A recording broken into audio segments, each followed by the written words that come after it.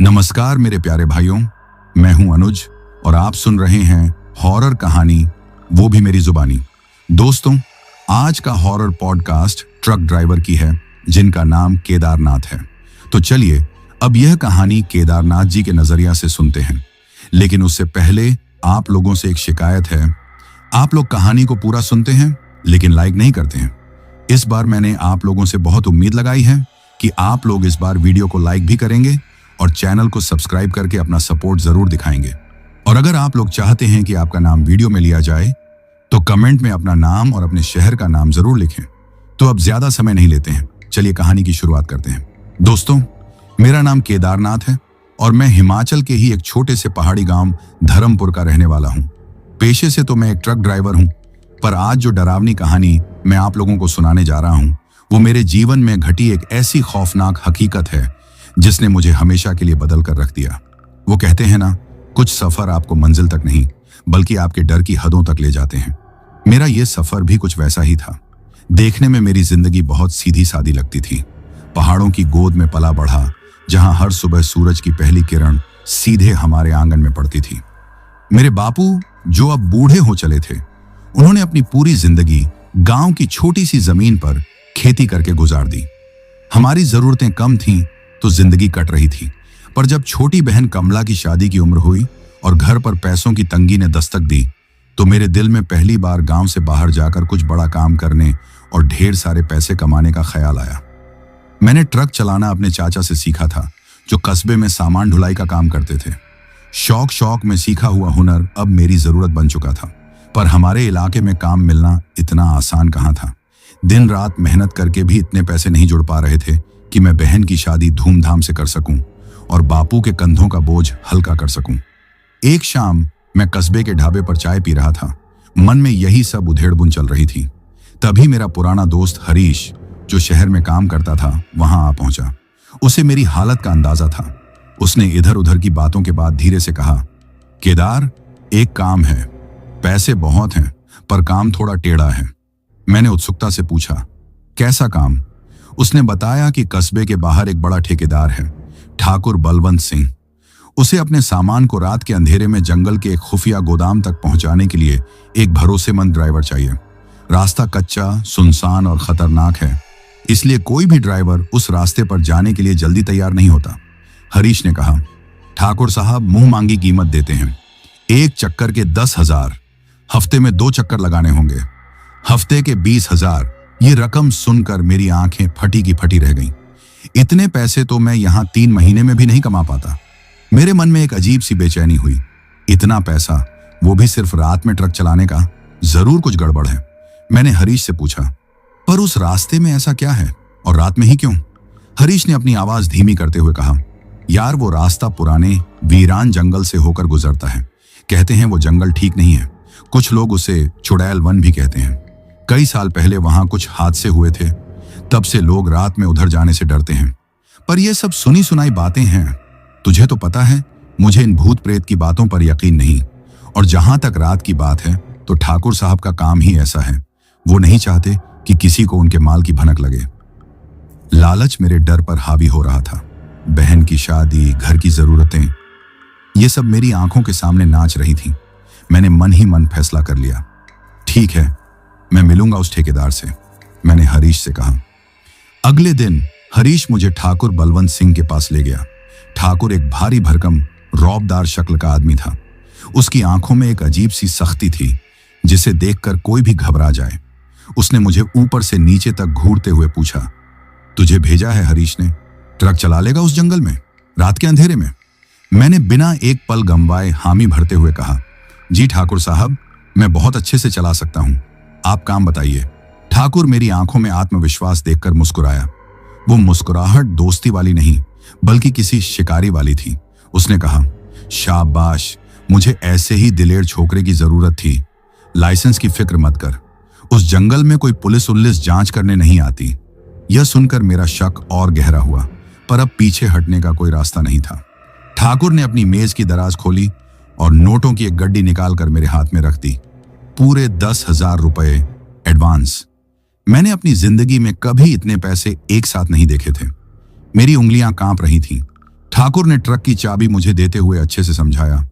सुन, आज शाम 6 बजे तुझे ट्रक लेकर निकलना है। कस्बे के बाहर जो कच्चा रास्ता देवगढ़ वाले पुराने किले की तरफ जाता है, उसी पर सीधा चलना है। करीब 1 घंटे बाद तुझे एक पुराना सूखा हुआ झरना दिखेगा। उस झरने के पास से तुझे ट्रक को दाईं ओर वाले घने जंगल की तरफ मोड़ना है। वो रास्ता और भी खराब है, पर घबराना मत। वहां से करीब 1.5 घंटे के सफर के बाद तू उस इलाके में पहुंच जाएगा जहां मेरा छिपा हुआ गोदाम है। उसने आगे कहा, गोदाम के बाहर मेरे कुछ आदमी मिलेंगे। वो ट्रक पर लदे माल को खाली कर देंगे। माल में क्या है ये पूछने की जरूरत नहीं है। तेरा काम सिर्फ ट्रक चलाना है। माल खाली होने के बाद तू खाली ट्रक लेकर वापस मेरे पास आ जाना और अपने बाकी के पैसे ले लेना। हफ्ते में 2 बार, मंगलवार और शुक्रवार। समझ गया? मैंने सिर हिलाया। उसने एक आखिरी बात कही जो उस वक्त मुझे अजीब लगी, पर मैंने ज्यादा ध्यान नहीं दिया। और हाँ, रास्ते में कुछ भी दिखे, कोई भी मिले, ट्रक मत रोकना। चाहे कोई औरत रोती हुई दिखे या कोई बच्चा मदद के लिए पुकारे। वो जंगल है, वहां भरोसे के लायक कुछ भी नहीं होता। मैं खुशी से पागल हो रहा था। मैंने चाबी ली और माल से लदे उस बड़े से ट्रक को लेकर रवाना हो गया। शाम के 6 बज चुके थे। पहाड़ी इलाका होने की वजह से सूरज तेजी से डूब रहा था और शाम का अंधेरा घना होता जा रहा था। मैं मन ही मन सोच रहा था, बस 4-5 घंटे का ही तो काम है, फिर मैं ठाकुर साहब से एक पुरानी साइकिल मांगकर अपने घर चला जाऊंगा। बापू और माँ 10,000 की रकम देखकर कितने खुश होंगे। मैं बड़ी सावधानी से ट्रक चला रहा था। शहर की पक्की सड़क पीछे छूट चुकी थी और अब ट्रक एक ऊबड़ खाबड़ पत्थरीले रास्ते पर हिचकोले खा रहा था। चारों तरफ घना जंगल था और झींगुरों की आवाज उस सन्नाटे को और भी डरावना बना रही थी। ट्रक की हेडलाइट्स की रोशनी में रास्ता किसी अंधेरी सुरंग जैसा लग रहा था। करीब 1 घंटे बाद मुझे वो सूखा हुआ झरना दिखाई दिया। चांद की हल्की रोशनी में वो पत्थरों का ढांचा किसी विशाल कंकाल जैसा लग रहा था। ठाकुर के कहे अनुसार मैंने ट्रक को दाईं ओर वाले और भी घने जंगल की तरफ मोड़ दिया। यहां रास्ता लगभग खत्म ही हो गया था।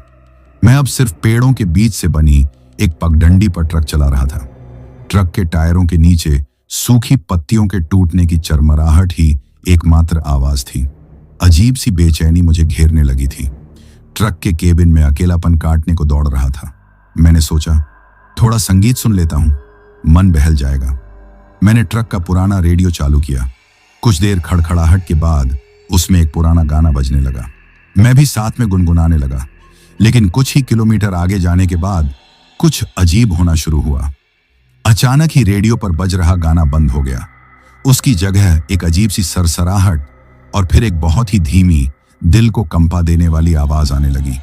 ऐसा लगा जैसे कोई औरत बहुत ही दर्द भरी आवाज में कोई लोरी गा रही हो। वो आवाज इतनी धीमी थी कि पहले मुझे लगा कि ये मेरा वहम है या शायद हवा की आवाज है। मैंने चैनल बदलने की कोशिश की, लेकिन हर चैनल पर वही खड़खड़ाहट और उस लोरी की गूंज सुनाई दे रही थी। मेरा दिल जोर से धड़कने लगा।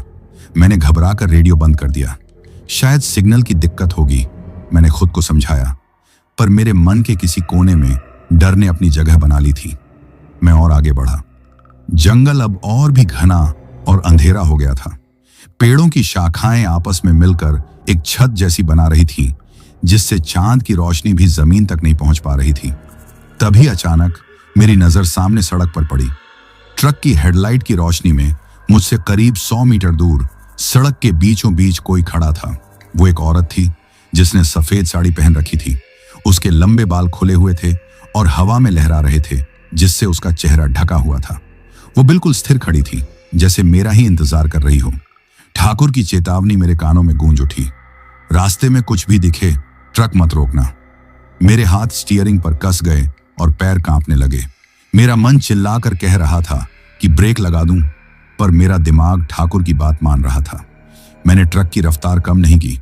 मैं हॉर्न बजाना चाहता था, पर मेरी उंगलियां जम सी गई थीं। जैसे जैसे ट्रक उस औरत के करीब पहुंच रहा था, मेरी सांसें अटकने लगी थीं। मेरा दिल इस कदर धड़क रहा था कि मुझे उसकी आवाज अपने कानों में साफ सुनाई दे रही थी। अब ट्रक और उस औरत के बीच बस कुछ ही फुट का फासला था। मैं आंखें बंद कर लेना चाहता था, पर डर के मारे मेरी आंखें खुली की खुली रह गईं। ठीक उस पल जब मुझे लगा कि ट्रक उसे टक्कर मार देगा, वो औरत हवा में धुएं की तरह नहीं, बल्कि एक झटके से बगल के एक विशाल पेड़ के पीछे गायब हो गई, इतनी तेजी से कि पलक झपकने का भी मौका नहीं मिला। मैं कांपते हाथों से ट्रक चलाता रहा। मैंने साइड मिरर में देखने की हिम्मत की, पर पीछे सिर्फ अंधेरा था। मेरा पूरा शरीर पसीने से भीग चुका था। यह मेरा वहम नहीं हो सकता था। मैंने उसे अपनी आंखों से देखा था। वो कौन थी? क्या यही वो वजह थी कि लोग इस जंगल को चुड़ैल वन कहते थे? इन सवालों ने मेरे दिमाग को जकड़ लिया था। गोदाम अभी भी करीब 1 घंटे की दूरी पर था। अब मेरे लिए यह सफर सिर्फ एक नौकरी नहीं, बल्कि अपनी जान बचाने की एक जंग बन गया था। और मुझे नहीं पता था कि इस अंधेरे जंगल में आगे मेरा इंतजार कौन कर रहा है। मेरा पूरा शरीर डर के मारे कांप रहा था। स्टीयरिंग व्हील पर मेरी पकड़ इतनी मजबूत थी कि उंगलियों के पोर सफेद पड़ गए थे। वो औरत, जो भी कोई वो थी, एक पल में मेरी आंखों के सामने आकर अगले ही पल पेड़ के पीछे ऐसे गायब हो गई थी जैसे कभी वहां थी ही नहीं। मैंने खुद को समझाने की बहुत कोशिश की कि शायद ये मेरे थके हुए दिमाग का वहम था। लगातार ट्रक चलाने से अक्सर ऐसी चीजें दिखने लगती हैं जिनका कोई अस्तित्व नहीं होता, पर मेरे दिल का एक कोना इस बात को मानने के लिए तैयार नहीं था। वो डर असली था, वो एहसास असली था, और उस औरत का दिखना भी उतना ही असली था। मैंने ट्रक की रफ्तार बढ़ा दी। अब मेरे मन में सिर्फ एक ही लक्ष्य था, किसी तरह उस खुफिया गोदाम तक पहुंचना, माल खाली करवाना और इस मनहूस जंगल से बाहर निकलना। हर मोड़ पर, हर पेड़ की परछाई में मुझे अब उसी औरत का अक्स दिखाई दे रहा था। कभी लगता कि वो पेड़ों के बीच से मुझे घूर रही है, तो कभी लगता कि वो ट्रक के साथ साथ दौड़ रही है। हवा के झोंकों से जब सूखी पत्तियां सरसराती तो ऐसा लगता जैसे कोई मेरे कान में फुसफुसा रहा हो, मेरा नाम पुकार रहा हो, केदारनाथ। मैं हनुमान चालीसा का पाठ मन ही मन दोहराने लगा। बापू कहते थे कि जब भी डर लगे तो हनुमान जी का नाम लेना, सारे भूत प्रेत दुम दबाकर भाग जाते हैं। पर इस जंगल में मेरा डर कम होने के बजाय बढ़ता ही जा रहा था। ऐसा लग रहा था जैसे यह जंगल खुद एक जिंदा चीज हो जो मुझे अपनी अंधेरी गहराइयों में निगल लेना चाहता हो। करीब 1 घंटे के उस अंतहीन लगने वाले सफर के बाद मुझे आखिरकार पेड़ों के बीच से एक पीली रोशनी झांकती हुई दिखाई दी। मैंने राहत की सांस ली। वो यकीनन गोदाम ही था। जैसे ही मैं जंगल के उस हिस्से से बाहर निकलकर एक बड़ी सी खुली जगह में पहुंचा, मैंने उस गोदाम को देखा। वो किसी गोदाम जैसा कम और किसी पुरानी खंडहर हो चुकी फैक्ट्री जैसा ज्यादा लग रहा था। चारों तरफ ऊंची ऊंची घास उगाई थी और इमारत की दीवारों पर जगह जगह से प्लास्टर उखड़ा हुआ था। जैसे ही मैंने ट्रक को गोदाम के बड़े से लोहे के गेट के सामने रोका, अंधेरे में से 3-4 साएं उभरे। वो ठाकुर के आदमी थे। वे लंबे और हट्टे कट्टे थे, पर उनकी चाल ढाल में एक अजीब सी खामोशी थी। उन्होंने ना तो मुझसे कोई दुआ सलाम की, ना ही कोई इशारा किया। बस उनकी पथराई हुई भावहीन आंखें मुझे घूर रही थीं। ऐसा लगा जैसे मैं किसी इंसान से नहीं, बल्कि चलते फिरते पुतलों से मिल रहा हूं। उनमें से एक ने, जो शायद उनका मुखिया था, मुझे हाथ के इशारे से ट्रक को पीछे करके गोदाम के एक बड़े से धातु के दरवाजे के पास लगाने को कहा। मैंने चुपचाप वैसा ही किया। मेरा दिल अभी भी जोर जोर से धड़क रहा था। मैं बस ये काम खत्म करके यहां से निकल जाना चाहता था। उन्होंने बिना एक भी शब्द कहे ट्रक से वो लकड़ी के बड़े बड़े बक्से उतारने शुरू कर दिए। ठाकुर ने मुझे सख्त हिदायत दी थी कि मैं यह जानने की कोशिश ना करूं कि उन बक्सों में क्या है। मैं चुपचाप अपनी ड्राइविंग सीट पर बैठा रहा और उन्हें काम करते हुए देखता रहा। वो बक्से दिखने में जितने भारी लग रहे थे, उठाने में उससे भी ज्यादा वजनी थे। उन लोगों को उन्हें उठाने में काफी मशक्कत करनी पड़ रही थी। तभी उनमें से एक आदमी का पैर फिसला और एक बक्से का कोना जमीन से टकरा गया। एक जोरदार धम्म की आवाज हुई और उस बक्से के कोने से एक अजीब सी गंध हवा में फैल गई। वो गंध किसी धातु जैसी थी, पर उसमें हल्की सी मिठास भी घुली हुई थी, जैसे पुराने गुड़ या शीरे की महक हो। मैंने ऐसी गंध पहले कभी महसूस नहीं की थी। ये गंध बेचैन करने वाली थी। वो लोग पूरी खामोशी से काम कर रहे थे। एक दूसरे से बात करने के लिए भी वो सिर्फ हाथ के इशारों का इस्तेमाल कर रहे थे। उस सन्नाटे में सिर्फ उनकी भारी सांसों की आवाजें और बक्सों के जमीन पर रखे जाने की धड़ाम धड़ाम की आवाजें ही गूंज रही थीं। मेरा मन कर रहा था कि मैं उनसे पूछूं कि आखिर इन बक्सों में ऐसा क्या है, पर ठाकुर का चेहरा याद आते ही मैं चुप हो गया। बक्से उतारते समय गोदाम का वो बड़ा सा लोहे का दरवाजा थोड़ा खुला रह गया था। मैं अपनी सीट पर बैठे बैठे अंदर झांकने की कोशिश करने लगा। पहले तो मुझे सिर्फ अंधेरा ही दिखाई दिया, पर तभी एक मजदूर जब एक बक्सा लेकर अंदर गया तो कुछ पलों के लिए गोदाम के अंदर छत से लटकता एक अकेला बल्ब जल उठा। उस एक पल की रोशनी में मैंने जो देखा, उसे देखकर मेरे रोंगटे खड़े हो गए। गोदाम की अंदरूनी दीवारें खाली नहीं थीं। उन पर अजीबोगरीब निशान और आकृतियां बनी हुई थीं, जैसे किसी ने गहरे लाल भूरे रंग से उन्हें पोत दिया हो। वो निशान ना तो किसी जानवर के थे, ना ही किसी इंसान के। वो किसी अनजानी डरावनी भाषा की लिखावट लग रहे थे। और उस गोदाम के सबसे दूर वाले कोने में मुझे पुराने फटे हुए कपड़ों का एक ढेर सा नजर आया। वो ज्यादातर औरतों और बच्चों के कपड़े लग रहे थे। रंग बिरंगे घाघरे, छोटी छोटी फ्रॉक, पुरानी साड़ियां, सब एक दूसरे में उलझे हुए एक मनहूस ढेर की शक्ल में पड़े थे। ये क्या हो सकता है? ठाकुर क्या काम करता है? ये कोई मामूली तस्करी का सामान तो बिल्कुल नहीं लग रहा था। मेरे दिमाग में भयानक ख्यालों ने जन्म लेना शुरू कर दिया। तभी मैंने महसूस किया कि उनका मुखिया मुझे घूर रहा है। उसने देख लिया था कि मैं गोदाम के अंदर झांक रहा हूं। उसकी आंखें, हे भगवान, उसकी आंखें बिल्कुल खाली थीं, जैसे उनमें कोई रूह ही ना हो। वो सिर्फ एक चेतावनी भरी नजर नहीं थी, वो एक अमानवीय ठंडी नजर थी जिसने मेरी आत्मा तक को कंपा दिया। मैं तुरंत अपनी नजरें हटाकर सामने देखने लगा। कुछ ही देर में सारा माल उतर गया। उस मुखिया ने मेरे ट्रक की खिड़की के पास आकर शीशे पर हाथ मारा। जब मैंने उसकी तरफ देखा तो उसने बिना कुछ कहे सिर्फ अपने हाथ से वापस जाने का इशारा किया। उसका चेहरा भाव शून्य था, जैसे पत्थर का बना हो। मैं एक पल भी वहां और नहीं रुकना चाहता था। मैंने कांपते हाथों से ट्रक स्टार्ट किया और जितनी तेजी से उस ऊबड़ खाबड़ रास्ते पर चला सकता था, उतनी तेजी से उसे भगाकर वहां से निकल पड़ा। मेरे दिमाग में बार बार गोदाम की दीवारों पर बने वो निशान, कपड़ों का वो ढेर और उन आदमियों की खाली आंखें घूम रही थीं। वो मीठी धातु जैसी गंध अभी भी मेरे नथुनों में बसी हुई थी। अब मैं उसी रास्ते पर वापस जा रहा था, पर इस बार मेरा डर 10 गुना बढ़ चुका था। अब मुझे सिर्फ उस सफेद साड़ी वाली औरत का ही डर नहीं था, बल्कि उन जिंदा लोगों का भी डर था जिनसे मैं अभी अभी मिलकर आया था। मैं हनुमान चालीसा पढ़ता हुआ अपनी पूरी हिम्मत बटोरकर ट्रक चला रहा था। मैं बस उस सूखे झरने को पार करके कच्चे रास्ते पर पहुंचना चाहता था, जहां से कस्बे की सड़क शुरू होती थी। मैं उस जगह के करीब पहुंच रहा था जहां मुझे वो औरत पहली बार दिखी थी। मेरा दिल पहले से ही आशंका से बैठा जा रहा था, और फिर वही हुआ जिसका मुझे डर था। जैसे ही मेरा ट्रक उस विशाल पेड़ के पास से गुजरा जहां वो औरत गायब हुई थी, अचानक ट्रक के इंजन ने एक जोरदार झटका दिया और फिर खांसते हुए बंद हो गया। हेडलाइट्स 1-2 बार झपकी और फिर बुझ गईं। चारों तरफ घना स्याह अंधेरा छा गया, ऐसा अंधेरा कि हाथ को हाथ सुझाई ना दे। मेरे हलक में कांटा सा अटक गया। मैंने घबराहट में कई बार चाबी घुमाकर इंजन को स्टार्ट करने की कोशिश की, पर कोई फायदा नहीं हुआ। इंजन पूरी तरह से मर चुका था। केबिन के अंदर एक भारी दम घोंटू खामोशी छा गई थी। इतनी खामोशी कि मुझे अपने कानों में खून के बहाव की साएं साएं की आवाज भी सुनाई देने लगी। और फिर मैंने उसे सुना, एक बहुत ही धीमी, सिसकियों भरी रोने की आवाज। वो आवाज ठीक मेरे ड्राइवर वाली खिड़की के बाहर से आ रही थी। कोई औरत थी जो बहुत ही दुख में रो रही थी। मैं अपनी सीट पर पत्थर का बन गया। मुझ में हिलने की भी हिम्मत नहीं थी। मैं उस तरफ देखने से खुद को रोक रहा था। रोने की आवाज और करीब आती गई और दर्दनाक होती गई। मेरी बच्ची, एक सिसकियों भरी कांपती हुई आवाज मेरे कान के बिल्कुल पास गूंजी। किसी ने मेरी बच्ची को देखा है? उस आवाज में इतना दर्द था, इतनी तड़प थी कि मेरा दिल पिघलने लगा। एक पल के लिए मैं अपना सारा डर भूल गया, पर अगले ही पल मैंने महसूस किया कि केबिन के अंदर ठीक मेरे बगल में जहां से आवाज आ रही थी, हवा बर्फीली होती जा रही है। एक ठंडक मेरी हड्डियों तक उतर रही थी, जबकि बाहर का मौसम उमस भरा था। मैं अब खुद को नहीं रोक सका। मुझे देखना ही था।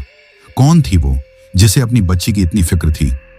मैंने बहुत ही धीरे धीरे अपनी गर्दन को उस तरफ घुमाया। चांद की जो हल्की सी रोशनी पेड़ों से छनकर आ रही थी, उसमें मैंने खिड़की के शीशे से चिपका हुआ एक चेहरा देखा। वो एक औरत का चेहरा था, आंसुओं से भीगा हुआ, पीला पड़ा हुआ। उसकी बड़ी बड़ी आंखों में सदियों की उदासी भरी हुई थी। ये वही औरत थी जिसे मैंने सफेद साड़ी में देखा था, पर जैसे ही मेरी नजरें उसकी आंखों से मिली, उसका चेहरा बिगड़ने लगा। उसकी खूबसूरत त्वचा मोम की तरह पिघलने लगी। उसकी आंखें और बड़ी होती गईं, पर उनमें अब दुख की जगह एक भयानक खालीपन भरता जा रहा था। उसका मुंह खुलने लगा और खुलता ही चला गया, इतना कि किसी इंसान का मुंह उतना नहीं खुल सकता। वो चीख नहीं रही थी, पर मैं उसके अंदर से निकलती एक खामोश चीख को महसूस कर सकता था। एक ऐसी चीख जो मेरे कानों को नहीं, मेरी रूह को फाड़ रही थी। वो खामोश चीख मेरे कानों में नहीं, मेरे खून में उतर गई थी। शीशे पर चिपका वो बिगड़ता हुआ, पिघलता हुआ चेहरा, वो मेरे जीवन का सबसे खौफनाक मंजर था।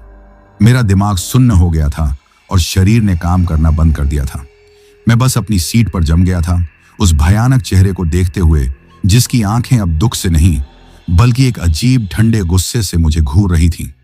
तभी मेरा डर, मेरा सदमा एक जोरदार चीख में बदल गया। वो मेरे गले से निकली एक ऐसी आवाज थी जिसे मैंने खुद पहले कभी नहीं सुना था। मैं उस खिड़की से दूर हटने के लिए छटपटाने लगा और खुद को धक्का देकर पैसेंजर वाली सीट की तरफ गिरा दिया, जैसे उस चेहरे को छू लेने भर से मेरी जान निकल जाएगी। मेरे कांपते हुए हाथ एक बार फिर ट्रक की चाबी की तरफ बढ़े। मैंने पागलों की तरह चाबी को घुमाया। इंजन से सिर्फ खटखट की एक बेजान आवाज आ रही थी, जैसे कोई दम तोड़ रहा हो। ट्रक मर चुका था। मैं इस लोहे के ताबूत में फंस चुका था। अचानक वो चेहरा खिड़की से गायब हो गया। एक पल के लिए केबिन में फिर वही दम, घोंटू खामोशी छा गई। मैंने उम्मीद की, प्रार्थना की कि शायद वो चली गई हो, शायद मेरा वहम खत्म हो गया हो, पर मैं कितना गलत था। खामोशी एक नए शोर से टूटी, एक धीमी लयबद्ध आवाज, धम्म धम्म। ये आवाज ट्रक की छत से आ रही थी। ऐसा लगा जैसे कोई बहुत भारी चीज लेकर मेरी केबिन की छत पर धीरे धीरे मार रहा हो। वो आवाज पहले धीमी थी, फिर धीरे धीरे उसकी रफ्तार और उसकी ताकत बढ़ने लगी। धम्म धम्म धम्म। अब ऐसा लग रहा था जैसे कोई छत को तोड़कर अंदर आने की कोशिश कर रहा हो। इसके साथ ही पूरा ट्रक बुरी तरह से हिलने लगा। यह सिर्फ छत पर पड़ने वाले वार का असर नहीं था। ऐसा महसूस हो रहा था जैसे कई सारे अदृश्य हाथ मेरे ट्रक को दोनों तरफ से पकड़कर किसी खिलौने की तरह हिला रहे हों। मैं केबिन के अंदर इधर उधर लुढ़क रहा था। तभी एक और भयानक आवाज शुरू हुई। मेरे चारों तरफ, हर खिड़की के शीशे पर कोई अपने नाखूनों से खरोंच रहा था।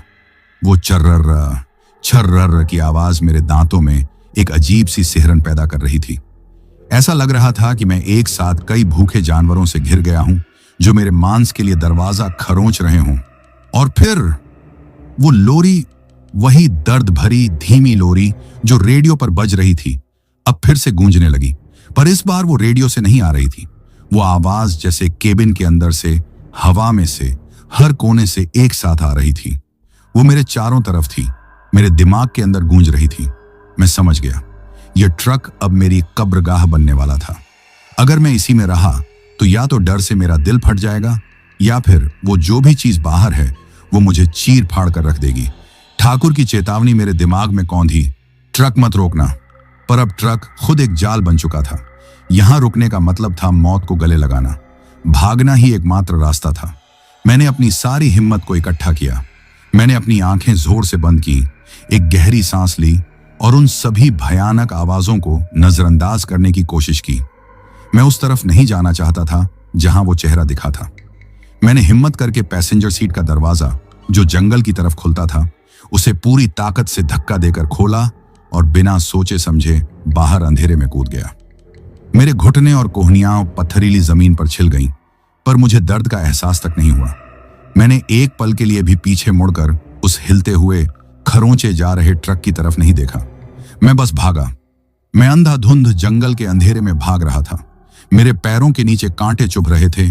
मैं जड़ों से टकराकर गिर रहा था, पर मैं उठता और फिर भागने लगता। मैं तब तक भागता रहा जब तक मेरे फेफड़ों में आग नहीं लग गई और मेरे पैरों ने मेरा साथ नहीं छोड़ दिया।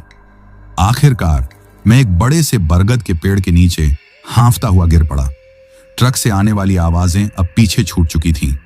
यहां अब सिर्फ मेरी उखड़ी हुई सांसों की आवाज थी और उस चुड़ैल वन का भयानक सन्नाटा। मैं खो चुका था। मुझे कोई अंदाजा नहीं था कि सड़क किस तरफ है। मैं एक ऐसे जंगल में अकेला था जिसका नाम ही उसकी पहचान बताने के लिए काफी था। मैं उस पेड़ की मोटी जड़ों में सिमट कर बैठ गया, खुद को जितना हो सके उतना छोटा बनाने की कोशिश कर रहा था। अब पत्तों की हल्की सी सरसराहट या किसी टहनी के टूटने की आवाज भी मेरे दिल की धड़कनें बढ़ा देती थी। न जाने कितने घंटे मैं उस अंधेरे में, उस खौफ में डूबा हुआ बैठा रहा। मुझे लगने लगा था कि सुबह होने से पहले ही मैं ठंड और डर से मर जाऊंगा। और तभी मैंने एक रोशनी देखी। दूर पेड़ों के बीच से एक टिमटिमाती हुई रोशनी, जैसे कोई लालटेन लेकर चल रहा हो।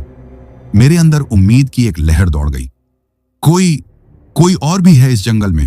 शायद कोई शिकारी हो, या जंगल विभाग का कोई गार्ड, या किसी पास के गांव का कोई आदमी। मेरा मन खुशी से भर गया। मैं बच सकता हूं। मैं अपनी पूरी ताकत बटोर कर उठा और उस रोशनी की तरफ लड़खड़ाते हुए बढ़ने लगा। मैंने आवाज लगाई, कोई है?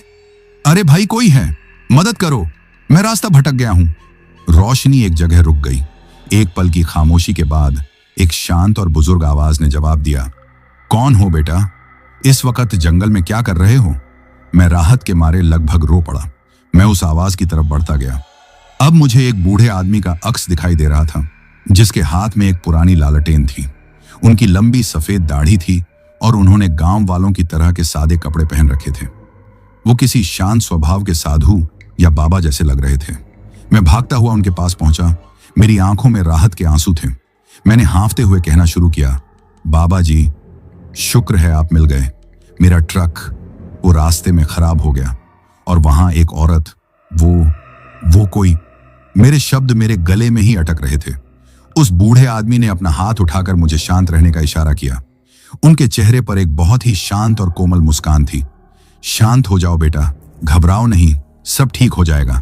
इस जंगल में अक्सर रात के मुसाफिरों को अजीब चीजें दिख जाती हैं।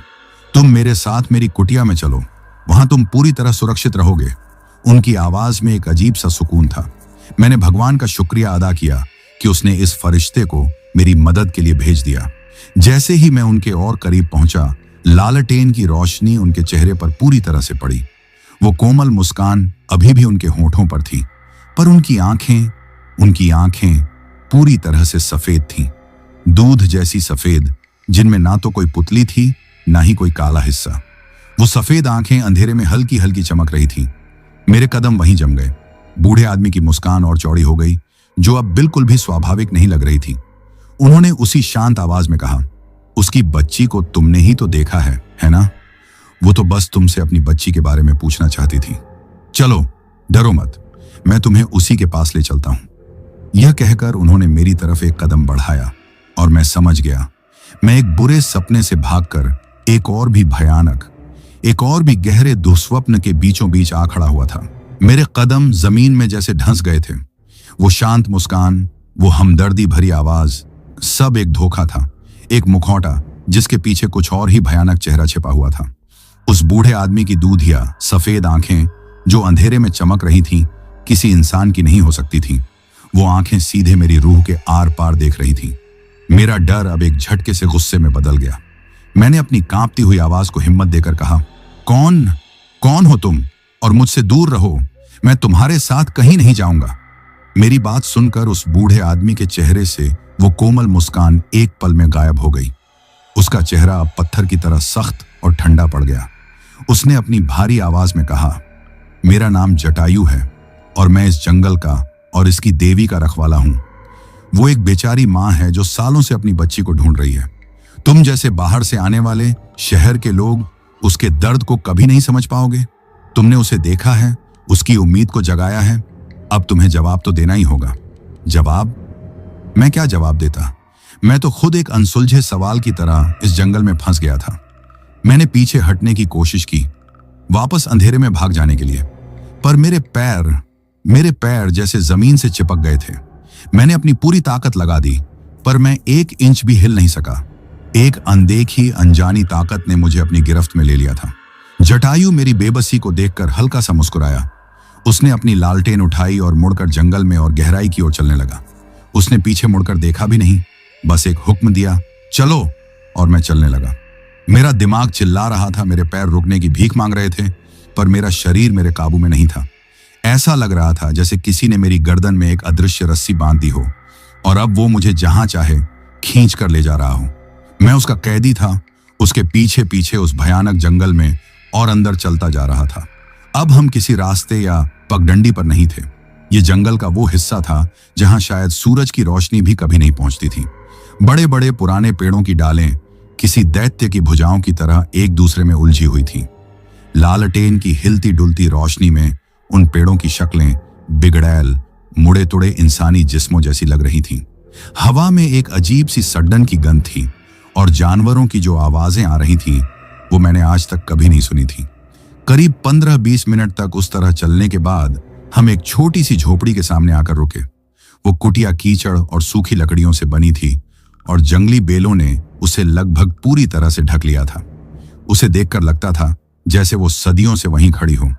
उसकी एक टूटी फूटी चिमनी से धुएं का एक पतला सा गुब्बार निकल रहा था। जैसे ही मैं उस कुटिया के पास पहुंचा, मेरे नथुनों में फिर से वही गंध टकराई, वही मीठी धातु जैसी गंध जो मुझे गोदाम में बक्सों से आई थी। पर यहां वो गंध बहुत ज्यादा तेज थी, इतनी तेज कि मेरा सिर चकराने लगा और जी मिचलाने लगा। जटायु ने कुटिया का चरमराता हुआ दरवाजा खोला और मुझे अंदर आने का इशारा किया। मैंने अपनी एड़ी छोटी का जोर लगा दिया, पर उस अदृश्य ताकत ने मुझे एक झटके से अंदर की ओर धकेल दिया। मेरे अंदर घुसते ही दरवाजा एक जोरदार आवाज के साथ मेरे पीछे बंद हो गया। मैं एक जाल में फंस चुका था। कुटिया अंदर से एक छोटा सा कमरा थी। कुछ दियों की टिमटिमाती रोशनी में अंदर का माहौल और भी भयानक लग रहा था। हवा इतनी भारी और गर्म थी कि सांस लेना भी मुश्किल हो रहा था। सबसे पहली चीज जिस पर मेरी नजर गई वो थी दीवारें। कुटिया की अंदरूनी दीवारें उसी गहरे लाल भूरे रंग के निशानों और आकृतियों से पटी पड़ी थीं जो मैंने गोदाम में देखी थी। दियों की कांपती रोशनी में वो निशान ऐसे लग रहे थे जैसे वो सांस ले रहे हों, धीरे धीरे धड़क रहे हों। कमरे के बीच में एक छोटा सा चूल्हा जल रहा था जिस पर एक मिट्टी की हांडी में कुछ उबल रहा था। वही मीठी अजीब गंध उसी हांडी से आ रही थी। और फिर मेरी नजर उस कोने में पड़ी एक छोटी सी खाट पर गई। खाट पर कोई लेटा हुआ था जिसे एक गंदे मैले से सफेद कपड़े से ढक रखा गया था। उसका आकार छोटा था, किसी बच्चे जितना। जटायु दरवाजे के पास खड़ा मुझे अपनी दूध जैसी सफेद आंखों से घूर रहा था। वो बहुत दुखी है, उसने अपनी धीमी गुर्राती हुई आवाज में कहा। सालों हो गए उसे अपनी बच्ची को खोजते हुए। जब भी कोई नया खून, कोई नया इंसान इस जंगल में आता है तो उसे एक उम्मीद जगती है। उसे लगता है शायद यह शख्स उसकी बच्ची की कोई खबर लेकर आया हो। नया खून, मैं फुसफुसाया। मेरी आंखें बार बार उस उबलती हुई हांडी और खाट पर रखे उस जिस्म के बीच घूम रही थी। हाँ, जटायु के चेहरे पर एक क्रूर मुस्कान लौट आई। ठाकुर बलवंत सिंह को यही तो चाहिए, जवान और ताजा खून। इस जंगल की देवी को शांत और खुश रखने के लिए बलि तो देनी ही पड़ती है। वो जो बक्से तुम अपनी पीठ पर लाद कर लाए थे वो खाली नहीं थे। वो उन बदनसीबों की देह को ठिकाने लगाने के लिए थे जो देवी को नाराज कर देते हैं। मेरे पैरों के नीचे से जैसे जमीन ही खिसक गई। तो ये तस्करी नहीं थी, ये कुछ और ही था, कुछ बहुत ज्यादा भयानक। जटायु धीरे धीरे उस खाट की तरफ बढ़ा। वो हर आने वाले से अपनी बच्ची के बारे में पूछती है, पर कोई उसे जवाब नहीं दे पाता। और जब उसे उसका जवाब नहीं मिलता तो वो बहुत बहुत नाराज हो जाती है। यह कहकर उसने एक झटके में उस खाट पर पड़ा हुआ सफेद कपड़ा खींच लिया। मेरा कलेजा मुंह को आ गया और मेरे गले से एक दबी हुई चीख निकल गई। मैं अपनी आंखों पर विश्वास नहीं कर पा रहा था। वहां कोई बच्चा नहीं था, वो एक गुड़िया थी। टहनियों, कीचड़ और फटे हुए चिथड़ों से बनी एक बहुत ही अजीब और डरावनी गुड़िया। पर उसका चेहरा, हे मेरे भगवान, उसका चेहरा इंसान का था। एक छोटी सी बच्ची का असली कटा हुआ सिर, जिसे शायद किसी मसाले में लेप लगाकर सुखा दिया गया था। उसकी आंखें काले धागे से सिली हुई थीं और मुंह भी एक खामोश चीख की मुद्रा में सिला हुआ था। उसके गले में एक छोटा सा लॉकेट चमक रहा था। ये है उसकी बच्ची, जटायु ने कहा। हमेशा उसके पास ही रहती है, पर उसे दिखती नहीं। वो अंधी हो चुकी है अपने गम में। वो बस अपनी बच्ची की भटकी हुई आत्मा को वापस चाहती है। मैं उस खौफनाक गुड़िया को देखकर जम सा गया था। मैं हिल भी नहीं पा रहा था, सोच भी नहीं पा रहा था। तभी मेरे पीछे कुटिया का दरवाजा धीरे धीरे एक चरमराती हुई आवाज के साथ खुलने लगा। एक बर्फीली हवा का झोंका अंदर आया, जिससे कमरे के आधे दिए बुझ गए और परछाइयां दीवारों पर नाचने लगीं। और उस औरत की सिसकियों भरी आवाज मेरे ठीक कान के पीछे, मेरी गर्दन पर उसकी ठंडी सांसों को महसूस कराते हुए फुसफुसाई, तुम बताओगे मुझे मेरी बच्ची कहाँ है? मैं बीच में फंस गया था। मेरे सामने सफेद आंखों वाला वो शैतान रखवाला, कोने में वो कटी हुई गर्दन वाली डरावनी गुड़िया, और मेरे ठीक पीछे वो दुखी, बदला लेने पर उतारू मां की आत्मा। भागने का कोई रास्ता नहीं था, बचने की कोई उम्मीद नहीं थी। मैं इस जंगल की देवी के लिए अगला चढ़ावा था। मैं उस एक पल में जम गया था। समय जैसे रुक सा गया था। मेरे सामने सफेद आंखों वाला जटायु, मेरे बगल में कटी हुई गर्दन वाली वो डरावनी गुड़िया और मेरे ठीक पीछे मेरी गर्दन पर अपनी बर्फीली सांसों का एहसास कराती वो भटकी हुई आत्मा। उसकी दर्द भरी फुसफुसाहट अब भी हवा में गूंज रही थी। तुम बताओगे मुझे मेरी बच्ची कहाँ है? उसकी आवाज में अब सिर्फ दुख नहीं था, बल्कि एक बेसब्र गुस्सा भी घुलने लगा था, जैसे किसी भूखे जानवर का सब्र अब जवाब दे रहा हो। तभी जटायु की क्रूर हंसी ने उस खामोशी को तोड़ा। जवाब दो लड़के, वो गुर्राया। देवी इंतजार नहीं करती, उनकी नाराजगी तुम्हारे लिए अच्छी नहीं होगी। मैं कुछ बोल पाता उससे पहले ही एक ठंडे, लगभग बेजान हाथ ने मेरा कंधा छू लिया। वो उस आत्मा का हाथ था। उसका स्पर्श बर्फ की तरह ठंडा था, पर जहां उसने छुआ वहां मेरी चमड़ी पर जैसे किसी ने जलता हुआ अंगारा रख दिया हो। एक अजीब सा दर्द मेरी नसों में दौड़ गया और उसी पल मैं उस कुटिया में नहीं रहा। मेरी आंखों के सामने से वो डरावनी कुटिया, वो दिए, वो जटायु सब गायब हो गए। एक झटके में मैं उसी जंगल में खड़ा था, पर अब दिन का उजाला था। यह जंगल आज जैसा वीरान और मनहूस नहीं था, बल्कि हरा भरा और जिंदा दिल लग रहा था। मैंने उस औरत को देखा। अब वो कोई आत्मा नहीं थी, बल्कि एक जीती जागती, हंसती खिलखिलाती गांव की औरत थी। उसने एक सुंदर सी नीली साड़ी पहनी हुई थी। वो अपनी छोटी सी बच्ची के साथ खेल रही थी, ठीक उसी सूखे झरने के पास से जहां से मैं अपना ट्रक लेकर गुजरा था। वो वही बच्ची थी जिसके गले में वही छोटा सा चांदी का लॉकेट चमक रहा था जो उस डरावनी गुड़िया के गले में था। उस औरत का नाम जैसे हवा ने मेरे कानों में फुसफुसाया, पार्वती। अचानक वो हंसता खेलता मंजर बदल गया। अब रात का अंधेरा था। मैंने देखा कि एक नौजवान ठाकुर बलवंत सिंह अपने 2 आदमियों के साथ वहां खड़ा है। वो पार्वती से किसी बात पर बहस कर रहा था, शायद उसकी जमीन को लेकर। पार्वती के चेहरे पर डर नहीं, बल्कि गुस्सा था। वो अपनी जमीन देने से साफ मना कर रही थी। ठाकुर के आदमियों ने उसकी बच्ची को पकड़ लिया। पार्वती शेरनी की तरह उन पर झपटी। उस छीना झपटी और हाथापाई में वो छोटी सी बच्ची का सिर झरने के पास पड़े एक नुकीले पत्थर से जा टकराया। एक पल में उसकी किलकारियां खामोश हो गईं। पार्वती की दुख भरी चीख ने पूरे जंगल को दहला दिया, पर अगले ही पल उसका दुख एक भयानक गुस्से में बदल गया। उसने एक जंगली जानवर की तरह ठाकुर और उसके आदमियों पर हमला कर दिया। पर 3 मर्दों के सामने एक अकेली औरत कब तक टिकती?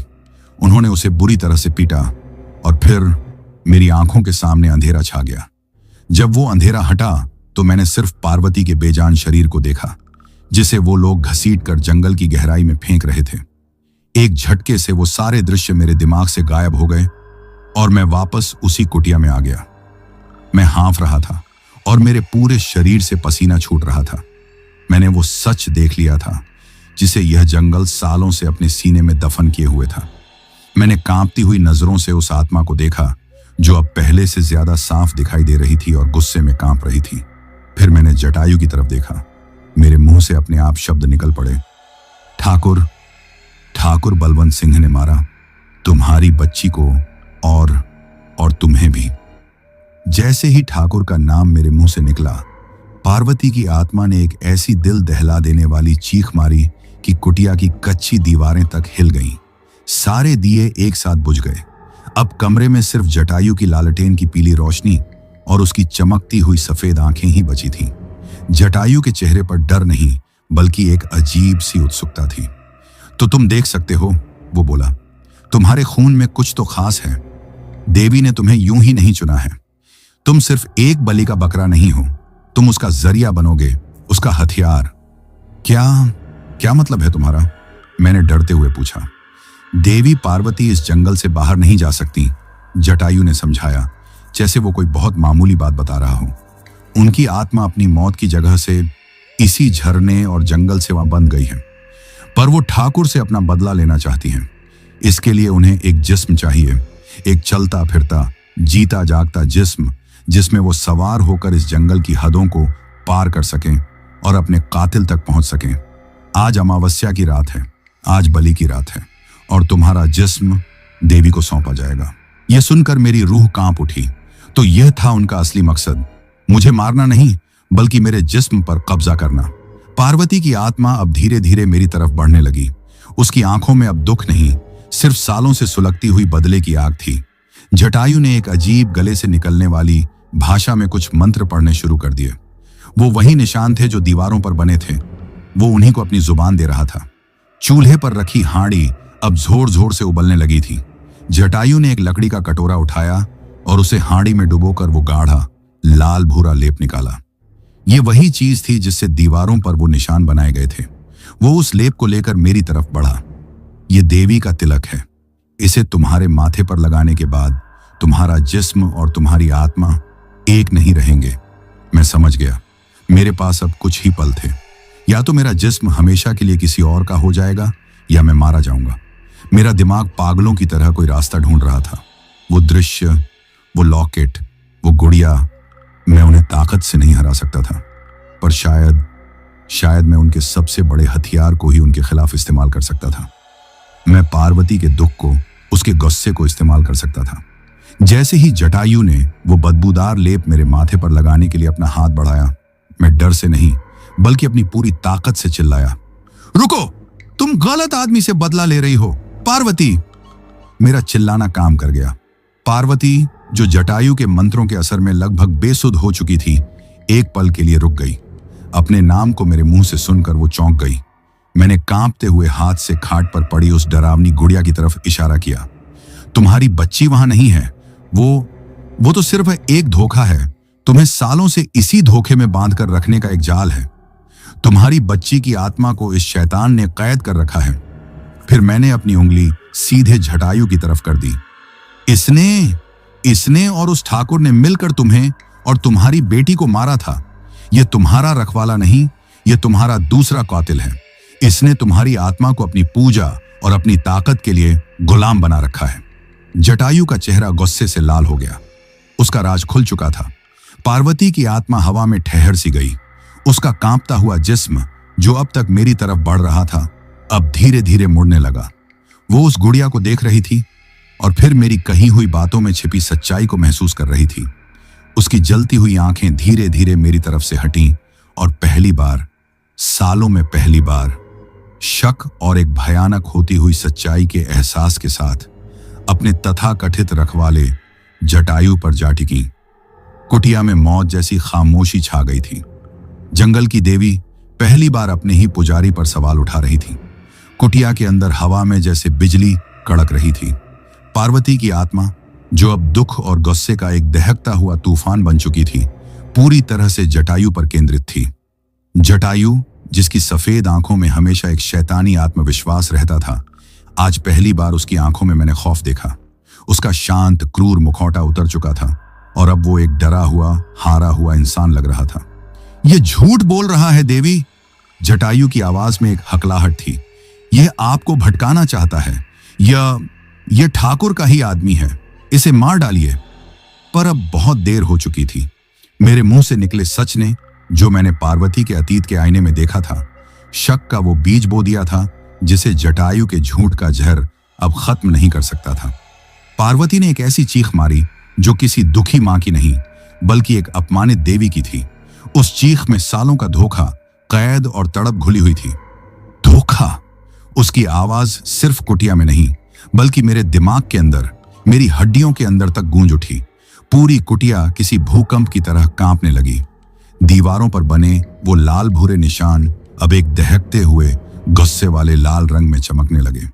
चूल्हे पर रखी वो हांडी एक छोटे से बम की तरह फट गई और वो गाढ़ा बदबूदार लेप चारों तरफ दीवारों पर और जमीन पर फैल गया। पार्वती अब सिर्फ एक आत्मा नहीं थी। उसका धुंधला शरीर अब और भी घना और ठोस हो गया था।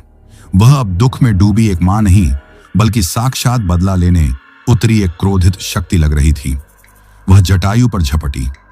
जटायु को जब एहसास हुआ कि उसने अपना काबू खो दिया है, तो उसने अपनी काली शक्तियों का इस्तेमाल करने की कोशिश की। उसने अपनी जेब से लकड़ी की एक मुड़ी टुड़ी अजीब सी मूर्ति निकाली और उसे पार्वती की तरफ करके जोर जोर से मंत्र पढ़ने लगा। तुम मेरी शक्ति से बंधी हो पार्वती। मैंने तुम्हें इतने सालों तक अपने खून से सींचा है। तुम मेरे खिलाफ नहीं जा सकती, वह चीखा।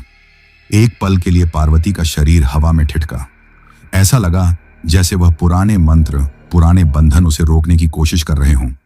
पर अपनी बच्ची की आत्मा की कैद का सच जानने के बाद उसका गुस्सा किसी भी बंधन, किसी भी जादू से कहीं ज्यादा ताकतवर हो चुका था। मेरा रखवाला नहीं, उसकी आवाज में अब सैकड़ों आवाजें घुल गई थीं। मुझे कैद करने वाला। उसने जटायु पर हमला कर दिया। कमरा लाल और काली ऊर्जा के एक बवंडर से भर गया। मैं उस ताकतवर टकराव के झोंके से किसी पत्ते की तरह उड़कर एक दीवार से जा टकराया। मैं दर्द से कराहता हुआ जमीन पर पड़ा था। मेरी आंखों के सामने एक देवी और एक राक्षस की लड़ाई चल रही थी। मैं खौफ में था, पर मैं यह भी जानता था कि यही मेरा और शायद इस जंगल का एकमात्र मौका था। मैं अब उनका निशाना नहीं था। मैं तो बस इस आग को भड़काने वाली एक चिंगारी साबित हुआ था। तभी मेरी नजर उस उलटी पड़ी खाट पर रखी गुड़िया पर गई। मेरा दिमाग अचानक साफ हो गया। पार्वती का दुख, उसका अंधापन, उसका इस जंगल से बंधा होना, इस सब की जड़ वह गुड़िया थी। वह कटी हुई गर्दन, वह सिला हुआ मुंह और वह लॉकेट, वह जटायु के काबू का जरिया था। जब तक वह गुड़िया थी, पार्वती कभी पूरी तरह से आजाद नहीं हो सकती थी। मैंने देखा कि पार्वती और जटायु अपनी लड़ाई में उलझे हुए हैं। मैंने अपनी सारी हिम्मत बटोरी और जमीन पर घिसटते हुए उस गुड़िया की तरफ बढ़ने लगा। मुझे उसे खत्म करना था। मुझे उस बच्ची की आत्मा को आजाद करना था। उधर जटायु अब हार रहा था। पार्वती का सालों का दबा हुआ क्रोध उसके छोटे मोटे जादू टोने पर भारी पड़ रहा था। कुटिया की दीवारों पर बने निशान अब चटकने लगे थे और उनसे उस लाल लेप की बूंदें खून की तरह टपक रही थीं। पार्वती ने जटायु को एक कोने में धकेल दिया। तभी कुटिया को ढकने वाली जंगली बेलें जो बाहर थीं, अचानक दीवारों को फाड़कर सांपों की तरह अंदर आ गईं। उन्होंने जटायु को कसकर जकड़ लिया। वह दर्द से चीखने लगा। तुमने मेरी बच्ची की आत्मा को सालों तक कैद करके रखा। पार्वती की गगनभेदी आवाज गूंजी। अब तुम भी हमेशा के लिए यहीं कैद रहोगे। वो बेलें जटायु को खींचने लगीं। वो उसे कुटिया की कीचड़ और लकड़ी की दीवारों के अंदर खींच रही थीं। उसका चेहरा खौफ से बिगड़ गया और वो दर्द से चिल्लाता रहा जब तक कि उसका शरीर दीवार में समा नहीं गया। उसकी दो चमकती हुई सफेद आंखें वो आखिरी चीज थीं जो दीवार में गायब हुई। जिस पल जटायु का अंत हुआ, मैं उस गुड़िया तक पहुंच चुका था। मैंने उसे अपने हाथों में उठाया। वो बर्फ की तरह ठंडी थी और एक अजीब सी नफरत भरी ऊर्जा से कांप रही थी। मैंने उसके गले से उस छोटे से चांदी के लॉकेट को निकालने की कोशिश की। जैसे ही मेरी उंगलियों ने उस लॉकेट को छुआ, मेरे अंदर दुख, डर और अकेलेपन की एक तेज लहर दौड़ गई। ये उस छोटी बच्ची के एहसास थे जो सालों से उस बेजान चीज में कैद थे। मैंने अपनी पूरी ताकत लगाकर उस लॉकेट को उस गुड़िया की गर्दन से तोड़कर अलग कर दिया। जिस पल लॉकेट उस गुड़िया से अलग हुआ, वो गुड़िया एक पल में राख और सूखी टहनियों के ढेर में बदल गई। उस राख के ढेर से एक छोटी सी टिमटिमाती हुई रोशनी जुगनू की तरह ऊपर उठी। वो उस बच्ची की आत्मा थी जो आखिरकार आजाद हो गई थी। उस नन्ही सी रोशनी ने कमरे का एक चक्कर लगाया और फिर कुटिया की छत को भेदकर रात के आसमान में कहीं खो गई। जंगल में एक पल के लिए शांति छा गई। पार्वती की आत्मा, जो अब तक गुस्से में जल रही थी, धीरे धीरे शांत होने लगी। उसने उस दीवार की तरफ देखा जहां जटायु गायब हुआ था। अपने जेलर से उसका बदला पूरा हो चुका था। फिर वो मेरी तरफ मुड़ी। उसकी आंखों से वो भयानक गुस्सा अब गायब था। उसकी जगह अब एक गहरे, सदियों पुराने दुख ने ले ली थी। उसने उस खाली जगह को देखा जहां से उसकी बच्ची की आत्मा आसमान में गई थी। उसकी बेटी को शांति मिल गई थी, पर उसे नहीं। उसने मेरी तरफ देखा। मैं अभी भी उसके हाथ में वो लॉकेट पकड़े हुए था। उसकी आवाज अब बिल्कुल शांत थी, पर उस शांति में एक अजीब सी अंतिम चेतावनी थी। एक कातिल खत्म हुआ, वो बोली। अब दूसरा बाकी है, ठाकुर बलवंत सिंह। वो धीरे धीरे हवा में तैरती हुई मेरी तरफ बढ़ी। तुमने मेरी बेटी की आत्मा को आजाद करने में मेरी मदद की। अब तुम मेरा बदला पूरा करने में मेरी मदद करोगे। उसकी आंखें एक तेज सफेद रोशनी से चमकने लगी। उसने अपना हाथ आगे बढ़ाया।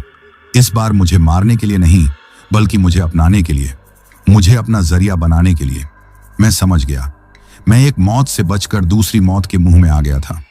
मेरा शरीर अब इस जंगल की देवी का हथियार बनने वाला था, ताकि वो अपनी आखिरी खूनी जंग लड़ सके।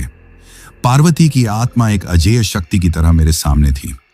उसकी जलती हुई आंखों में अब कोई सवाल नहीं था, सिर्फ एक अंतिम मकसद था। वो मेरी तरफ बढ़ी, अपना बदला पूरा करने के लिए मेरा जिस्म हासिल करने। मैं जानता था कि अगर उसने मुझ पर पूरी तरह से कब्जा कर लिया तो केदारनाथ हमेशा के लिए खो जाएगा। पर अब मेरे अंदर सिर्फ डर नहीं था। उस विजन को देखने के बाद, उसके दर्द को महसूस करने के बाद, मेरे मन में उसके लिए एक अजीब सी हमदर्दी भी थी। मैं उसके गुस्से को समझ सकता था। जैसे ही वो मुझ में समाने के लिए आगे बढ़ी, मैंने अपनी पूरी हिम्मत बटोरकर अपनी कांपती हुई हथेली में पकड़ा हुआ वो छोटा सा चांदी का लॉकेट आगे कर दिया। मैं तुम्हारी मदद करूंगा पार्वती। मेरी आवाज डर से कांप रही थी, पर उसमें एक दृढ़ता थी। पर इस तरह नहीं, मेरे जिस्म पर कब्जा करके नहीं। मैं खुद तुम्हें ठाकुर तक ले जाऊंगा। मैं तुम्हारा हथियार बनूंगा, तुम्हारा कैदी नहीं। यह एक जुआ था, एक आखिरी उम्मीद। मैंने उसकी आंखों में देखा, अपनी आंखों से उसे यह विश्वास दिलाने की कोशिश की कि मैं उसे धोखा नहीं दूंगा। पार्वती का बढ़ता हुआ हाथ रुक गया। उसकी आंखों की वो तेज सफेद रोशनी थोड़ी नरम पड़ी। उसने मेरे प्रस्ताव पर विचार किया। शायद सालों में पहली बार किसी ने उससे लड़ने के बजाय उसके मकसद को पूरा करने में मदद की पेशकश की थी। उसने कोई जवाब नहीं दिया, पर मुझे महसूस हुआ कि वो मान गई है। वो मेरे जिस्म में पूरी तरह से नहीं समाई, बल्कि उसकी आत्मा एक ठंडे साए की तरह मेरी परछाई में, मेरे वजूद में घुल मिल गई। मैं अब भी केदारनाथ था, पर मेरे अंदर अब उस देवी का गुस्सा, उसका मकसद और उसकी अलौकिक शक्ति का एक छोटा सा अंश भी था। मेरी नसों में अब सिर्फ मेरा नहीं, उसका खून भी दौड़ रहा था। मैंने उस बर्बाद हो चुकी कुटिया को आखिरी बार देखा और बाहर निकल आया। जंगल अब बदल चुका था। हवा में जो भारीपन, जो डर था, वो अब नहीं था। ऐसा लग रहा था जैसे पूरा जंगल सांस रोके इंतजार कर रहा हो। मुझे रास्ता ढूंढने की जरूरत नहीं पड़ी। पार्वती की खामोश मौजूदगी मुझे खुद रास्ता दिखा रही थी। मैं उस जगह पहुंचा जहां मेरा ट्रक खड़ा था। अब वो एक बेजान लोहे का ढेर नहीं लग रहा था। मैं ड्राइवर सीट पर बैठा, चाबी घुमाई और एक ही बार में ट्रक का इंजन गरज उठा। देवी की शक्ति ने उसे फिर से जिंदा कर दिया था। मैंने ट्रक को उस जंगल से बाहर निकाला। रात खत्म हो रही थी और पूरब में आसमान का रंग बदलने लगा था। सुबह की पहली किरणें फूट रही थीं। मैं रुका नहीं, मैं सीधा ठाकुर बलवंत सिंह की हवेली की तरफ बढ़ता गया। उसकी हवेली कस्बे के बाहर एक पहाड़ी पर बनी थी, किसी पुराने किले की तरह। मैंने ट्रक को गेट के बाहर रोका और अंदर चला गया। 2 बंदूकधारी गार्डों ने मुझे रोकने की कोशिश की, पर मैंने बस एक बार उनकी आंखों में देखा। मेरी आंखों में उन्हें शायद पार्वती का वही ठंडा गुस्सा दिखा होगा। वो डर के मारे पत्थर के बन गए और रास्ता छोड़कर खड़े हो गए। मैं सीधा ठाकुर के दफ्तर में घुस गया। वो अपनी बड़ी सी मेज पर बैठा कुछ कागजों को देख रहा था। मुझे दरवाजे पर खड़ा देखकर उसके चेहरे का रंग उड़ गया। उसकी आंखें हैरत और गुस्से से फटी रह गईं। तू जिंदा कैसे है? वो अपनी कुर्सी से खड़ा होते हुए चिल्लाया। और यहां आने की हिम्मत कैसे हुई तेरी? मेरी आवाज अब सिर्फ मेरी नहीं थी, उसमें एक ठंडक, एक गहराई और सालों का दर्द घुला हुआ था। मैं उस जंगल से आया हूं ठाकुर, जहां तुमने कई साल पहले एक हंसती खेलती जिंदगी को दफन कर दिया था। मैंने अपनी जेब से वो छोटा सा चांदी का लॉकेट निकालकर उसकी मेज पर फेंक दिया। लॉकेट को देखते ही ठाकुर का बचा खुचा रंग भी गायब हो गया। उसके चेहरे पर खौफ की वो लकीरें खींच गईं जो मैंने अब तक सिर्फ अपनी आंखों में देखी थी। वो उस लॉकेट को पहचान गया था। उसका राज खुल चुका था। वो घबराकर अपनी मेज की दराज में रखी पिस्तौल की तरफ झपटा, पर जैसे ही उसने पिस्तौल को छुआ, दफ्तर की सारी बत्तियां एक झटके से बंद हो गईं। कमरे में वही बर्फीली ठंडक भर गई जो मुझे कुटिया में महसूस हुई थी। पार्वती की आत्मा अब सिर्फ मेरे अंदर नहीं थी, वो कमरे की परछाइयों के रूप में मेरे पीछे जमा हो रही थी। उसकी सिसकियों और गुस्से में फुसफुसाती आवाजें पूरे कमरे में गूंजने लगीं। ठाकुर ने पागलों की तरह उन परछाइयों पर गोलियां चलानी शुरू कर दी, पर गोलियां दीवारों में ढंसती रहीं। परछाइयों पर उनका कोई असर नहीं हुआ। फिर वो परछाइयां उस पर टूट पड़ी। उन्होंने ठाकुर को छुआ नहीं, बस उसे चारों तरफ से घेर लिया। ठाकुर दर्द से नहीं, बल्कि एक ऐसी दहशत से चीखने लगा जो किसी की भी रूह को कंपा दे। परछाइयां उसे कोई बाहरी चोट नहीं दे रही थी, वो उसके दिमाग के अंदर, उसकी आत्मा के अंदर उतर गई थी। वो उसे उसी खूनी रात में वापस ले गई थी। वो उसे उस नुकीले पत्थर का स्पर्श, उस बच्ची की आखिरी सांस और पार्वती के गुस्से को महसूस करा रही थी। वो उस पल को एक बार नहीं, बल्कि बार बार, हमेशा के लिए जी रहा था। कुछ पलों के बाद परछाइयां पीछे हट गईं। ठाकुर बलवंत सिंह फर्श पर पड़ा था। वो जिंदा था, पर उसकी आंखें खौफ से खुली हुई थीं और उनमें कोई पहचान नहीं थी। उसके काले बाल एक ही पल में डर के मारे पूरी तरह सफेद हो चुके थे। वो बस एक तक छत को घूर रहा था और उसके मुंह से बस एक ही शब्द निकल रहा था, नहीं, नहीं, पार्वती का बदला पूरा हो गया था। उसने ठाकुर को मारा नहीं, बल्कि उसे मौत से भी बदतर सजा दी थी। उसे उसके ही गुनाहों की यादों की एक जिंदा जेल में हमेशा के लिए कैद कर दिया था। जैसे ही ठाकुर फर्श पर गिरा, मुझे महसूस हुआ कि मेरे अंदर की वो ठंडक, वो भारीपन खत्म हो रहा है। मेरी परछाई से वो साया हट रहा था। मुझे हवा में एक आखिरी फुसफुसाहट सुनाई दी, एक ऐसी आवाज जिसमें अब गुस्सा नहीं, बल्कि एक गहरी शांति थी। धन्यवाद। मैंने उस हवेली को पीछे छोड़ दिया। जब मैं बाहर आया तो सूरज पूरी तरह से निकल चुका था। मैंने दूर उस जंगल की तरफ देखा।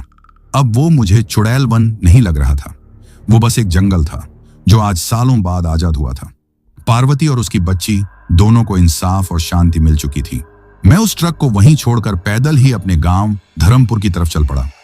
मेरे पास वो हजारों रुपए नहीं थे जिनके लालच में मैंने यह सफर शुरू किया था, पर मेरे पास अपनी जिंदगी थी और एक ऐसा सबक था जो कोई किताब नहीं सिखा सकती। मैंने यह पूरी कहानी कभी किसी को नहीं बताई। लोग इसे मेरा वहम या पागलपन ही समझते, पर मैं जानता हूं कि उस रात मैंने क्या देखा और क्या महसूस किया। मैंने सीखा कि लालच का रास्ता अक्सर ऐसे जंगलों की तरफ ही जाता है जहां से वापसी बहुत मुश्किल होती है।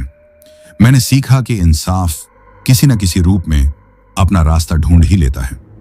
और मैंने यह भी सीखा कि सबसे गहरे दुख ही सबसे भयानक राक्षसों को जन्म देते हैं, पर सच की एक चिंगारी उन राक्षसों को हमेशा के लिए आजाद भी कर सकती है।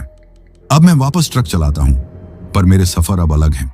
मैं अब भी रात में सफर करता हूं, पर अब अंधेरे से डर नहीं लगता, क्योंकि मैं जानता हूं कि सबसे बड़ा अंधेरा बाहर नहीं, इंसान के दिल के अंदर होता है, और मैं उस अंधेरे का सामना करके लौट आया हूं। मैं अब एक बदला हुआ इंसान हूं, जिस पर हमेशा उस जंगल के एक अनकहे सफर का निशान रहेगा। तो दोस्तों, ये कहानी यही खत्म हुई। अब जिन भाइयों और बहनों ने अपना नाम वीडियो में कमेंट किया था, उनका नाम लेते हैं। रिक्वेन साकिया भाई नार्थ गुवाहाटी से, दीपू कुमार भाई कुसमरा से, सामू लामा भाई काठमांडू से, सलीम पीर मोहम्मद भाई राजस्थान भीलवाड़ा से, रोहित सिंह भाई राउरकेला से, दिनेश चौहान भाई बुरहानपुर मध्य प्रदेश से, नागा पेमा जी अरुणाचल प्रदेश से, विक्की खान भाई इंडिया से, गुलाब सिंह भाई भोपाल से, आमिर भाई दिल्ली से, योगेश भाई बिसावर से, सफदर अब्बास भाई रावलपिंडी से, तिलक भाई बिहार से, नीरज भाई लखनऊ से, दानिश खान भाई औरंगाबाद से, नरेंद्र दत्त भाई दुर्गापुर वेस्ट बंगाल से, गौतम रब्बीदास भाई असम करीमगंज से, मोहम्मद फरीज खानुल्लाह भाई काठमांडू से, सोनाली जी ग्वालियर मध्य प्रदेश से, केनी पटेल जी यूएसए से, नरेंद्र धानुक भाई महेंद्र नगर कंचनपुर से, उमर फारूक और मारिया फातिमा तेलंगाना से, मोहसिन भाई कुवैत से, देबोजीत भाई असम से, आलोक पुंडी गौतम विजय भाई पीपीगंज से, बाबू मंडल भाई राउरकेला से, अवनीत जानवी मानसी जालंधर पंजाब से, शेखर प्रताप सिंह नेगी भाई हल्द्वानी नैनीताल से, यूसुफ शाह भाई लाहौर पाकिस्तान से, निक्टर पीटर भाई अरुणाचल प्रदेश से, लोकेश भाई अलीगढ़ उत्तर प्रदेश से, मनोज जुएड भाई असम भेलुआ पादर से, पूजा घोष जी असम गुवाहाटी से, कुलदीप राजभर भाई मऊ से, साहिल भाई जम्मू से, हानिया बन्नो जयपुर से, कृष्णा कुशवाहा भाई हाथरस से, अभिषेक तिवारी भाई संगम बिहार से, ममता जायसवाल जी नोएडा से, सानू शेख भाई वाजिदपुर उत्तर प्रदेश से, शुभम भाई प्रयागराज से, अनीता शर्मा जी गुजरात अहमदाबाद से, नरेश भाई भावनगर से, रवि कुमार भाई कर्नाटक से, वसीम अहमद भाई नागपुर महाराष्ट्र से, अरविंद पासवान भाई बहराइच उत्तर प्रदेश से, विजय कावरे भाई महाराष्ट्र खामगांव से, राशिद खान भाई फैजाबाद उत्तर प्रदेश से, गुलबहार बानो भाई बदौसा बांदा से, आफ्ताब भाई मुरादाबाद उत्तर प्रदेश से, हरिकिशन सक्सेना, शशि सक्सेना, अनुष्का सक्सेना, गुड्डू सक्सेना हाथरस उत्तर प्रदेश से, कालाचंद दास भाई रायगंज से, अनीता जी दुबई से, आलम खान भाई गुजरात से, विनोद गुरुंग भाई दुबई से, आंशु यादव भाई इंडिया से, डिबेसिस भाई ओडिशा से, रानू गिरी जी दुबई से, स्कैरी स्पाइडर भाई असम से, गुलाब भाई ओडिशा से, मोहम्मद चौधरी भाई गुजरात से, कृष्णा भाई दिल्ली से, सुजान माइनली भाई नेपाल से, विष्णु भाई अलवर इंदिरा कॉलोनी से, मनीषा शर्मा जी जमगुरी से, खुशहाल चौहान भाई गुजरात से, संतू झा भाई न्यू दिल्ली से, अनिल चौहान भाई सिवान बिहार से, महेश राव भाई महाराष्ट्र से, घनश्याम मेघवाल भाई राजस्थान बीकानेर से, सोनू कुमार भाई बक्सर से, बाबू मोनी जी असम गोहपुर से, रिंकू भाई होशियारपुर से, सुमन लामा भाई नेपाल से, नैना जी नागपुर से, सुशील नागारकोटी भाई काठमांडू नेपाल से, अख्तर हुसैन भाई बारामुल्ला कश्मीर से, महफूज भाई धनबाद झारखंड से,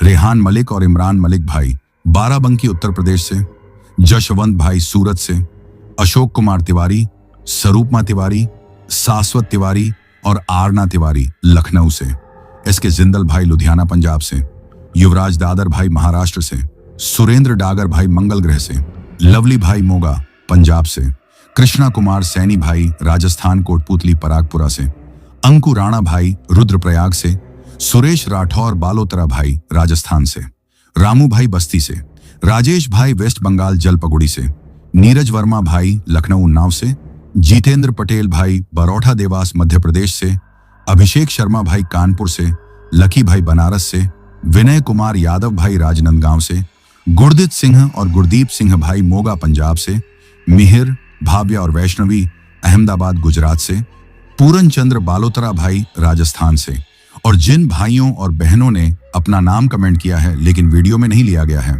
तो आप टेंशन न लें, आपका नाम अगली वीडियो में जरूर लिया जाएगा। अगर आप चाहते हैं कि आपका नाम भी अगली वीडियो में लिया जाए तो कमेंट में अपना नाम और शहर जरूर बताएं। अगर आपको यह कहानी पसंद आई हो तो वीडियो को लाइक करें और चैनल भयानक टॉक को सब्सक्राइब करना न भूलें, ताकि ऐसी और भी डरावनी कहानियां आप तक पहुंच सकें। कहानी को अंत तक सुनने के लिए दिल से धन्यवाद दोस्तों। आज के लिए बस इतना ही। मिलते हैं जल्द ही कुछ और डरावनी कहानियों के साथ। तब तक के लिए अपना ध्यान रखिए।